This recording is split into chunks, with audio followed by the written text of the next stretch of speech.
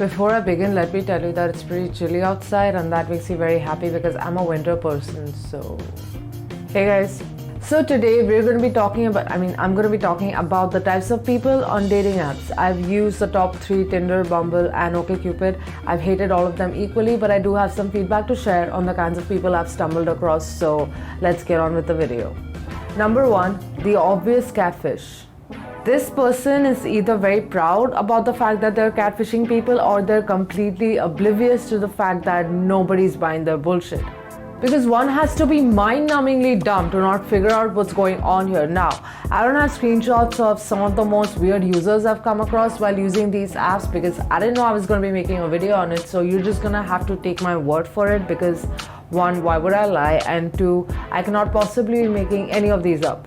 But anywho, I remember coming across a user who put her career as professional model, which is great, but all her pictures look like they were heavily photoshopped on Microsoft Paint. I don't know if they're just plain stupid or if they're specifically targeting the dimwits who end up falling for this kind of crap and scam their way around them, but I don't know, I guess it's dangerous in some sort of way too. And stupid, it's stupidly dangerous, that's pretty much it. Number 2, the reasonably sus. Let's say you've matched with a really cool person. From the pictures, they seem like your type. The conversations are very interesting and captivating, and you guys have seemed to really hit it off. Also, you both happen to stay in the same city. So why is it that they refuse to meet you every time you try to arrange a date? Every other characteristic when it comes to this human being is spotless, except for the part where they just refuse to meet you in person. And the worst part is they will never outright tell you that they don't intend to meet up with you. They will come up with an excuse to try and intercept you from this topic. And if that's the case, then there's always something going on there. Either they could be a catfish, or they're already in a relationship and don't want to be caught, or they could be coming from an extremely restrictive family. Now, there is a baseless way to figure out if someone is suspicious, as in catfishing or cheating, and that is try to pay close attention to the kind of excuses they're giving, because sometimes we don't think too much of it and they could be pretty sus, you know. Try and see if the excuses seem legit. If they don't, and if they've already warded you off quadruple times, then they're most likely not who they say they are. Because even if they were from a restrictive family, they would still try to do something to see you, put some kind of an effort. Okay, let's just assume that they are from a restrictive family and still make zero efforts to take things forward and keep making eccentric excuses. Then there's a high chance that they're a minor, which brings me to my next type. Number 3, the minor margin. This is a sensitive issue. Consider it a PSA. I know that most of the time it's easy to spot a minor. Most of the time, it's usually the way their bio is written or the manner in which they text. But sometimes some of them can be very mature for their age and can work their way around your interests while lying about their age the whole time. And that is concerning. All I have to say is, we were all teenagers at one point. I know that at that age it was an incredible feeling to be liked by an older person because it fueled into our rebellious nature. We legit replaced logic with our hormones. I remember kids in my school would literally brag about having 21-year-old boyfriends to try and make the other people jealous. Let's just say it like it is, teenagers don't know better.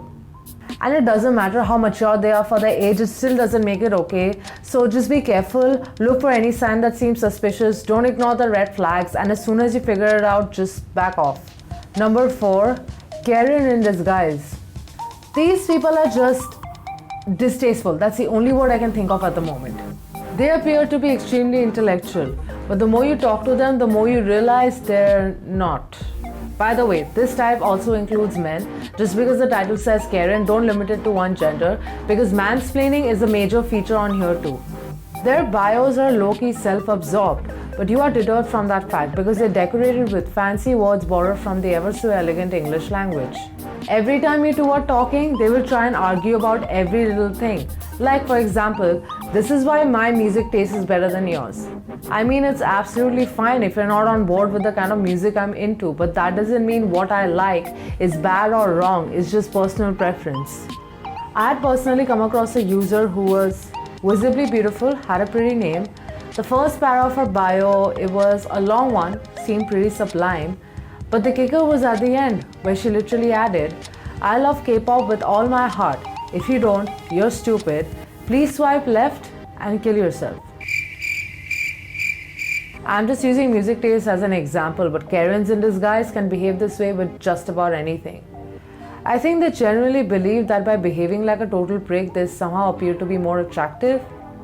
I mean, some people are actually into that, so who cares? Kudos to them. Number 5, the void cocoon. This person only puts up pictures of landscapes, skylines, the beach, etc. I mean, I'm assuming those are travel pictures and they're just showing off their photography skills, but bro, these women you're trying to soon are not looking to date a lonely palm tree on a random ass beach in the middle of nowhere. I don't have much else to say about this particular type, but I still feel like it deserved its own spot because I'm aware that a lot of people do this. I just don't know why or what they're trying to achieve because I need some lip balm. Speaking of dry and barren things, the last type for number 6 is the parched Sahara. This type of person for me is extremely annoying, and that puts them on the same level as catfishers. Okay, maybe it's not that serious, but they do get on my nerves, and I'm sure some of you can relate.